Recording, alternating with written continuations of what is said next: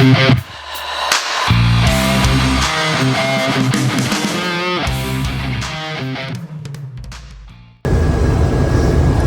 guys, welcome back to No Pros Garage. We're going to do a real quick diagnosis on this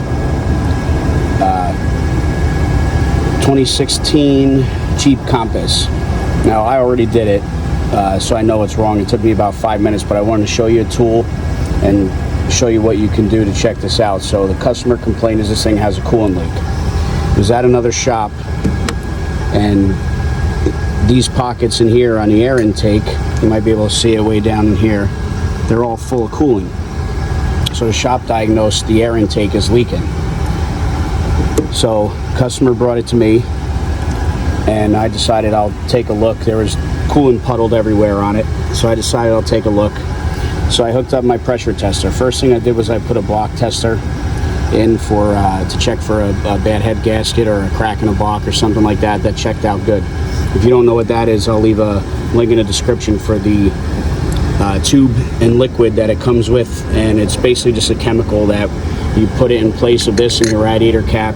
You start your car, you run it, and it's got a bulb that you squeeze, and if there is a head gasket leak or a cracked block or something, and combustion gases are getting into your cooling system, the liquid that you put in it is blue. It will turn to yellow if it detects combustion gases.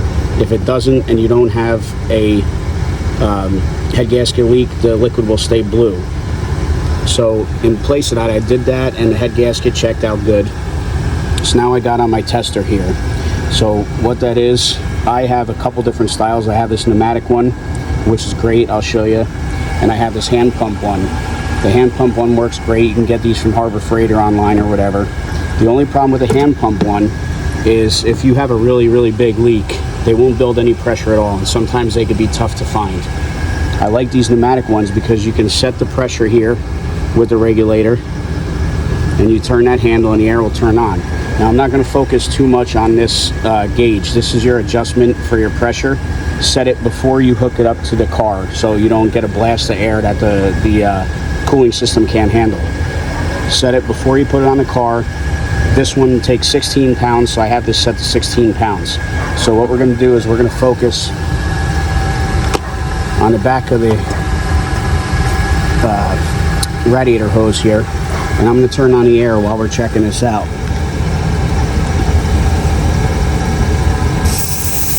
And right there, guys, you see that? There's your leak.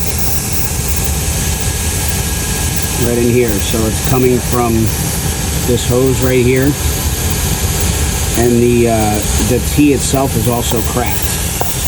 Okay, so it's cracked down in here. It's kind of tough to see. I'll see if I can get my finger in there a little bit, but it's cracked way back in here. It's split straight up and down.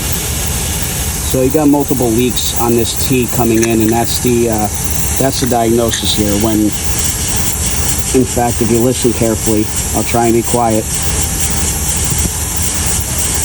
As I run my finger over it, you can hear the air movement changing. So it's got multiple leaks coming out of here. So this piece just needs to be replaced, okay? The other shop was going to replace this intake manifold right here, which would have been very unfortunate for the customer, because if you get that from the dealership, that's about $800, and the cheapest I could find at aftermarket was about $600. So that's a very unfortunate misdiagnosis that the customer would have been out a lot of money. So once again, I like these tools, and I'll show you real quick. I'll turn it back on. The air pressure jumped up a little bit, but that's okay. So you can regulate it here with this knob, and it's set at about 16, so I was only about between 17 and 18 anyway. But once again, you can see it leaking, and the T just needs to be replaced. Okay guys, so that's it, real quick and dirty. Thanks for watching. If you got any questions on the tools or where I got them, leave it in the comments, and maybe I'll even leave a link in the description. This one is made by Astro Tools, part number 7856. I highly recommend it, so check it out, it's great. This other one that I got here is from Matco, but the Harbor Freight kit is pretty much identical. The adapter may be different. You may have like a quick connect setup, but you could always buy this piece from a company called Stant, S-T-A-N-T, and you could unthread this here and thread this style adapter on it. I like these much better than the universal ones that Harbor Freight sells, but either way, they're great tools and they get the job done. So if you got any questions, comments, or you want to know anything more about the tools in these videos, leave me a comment. I'll get back to you. Thanks for watching, guys.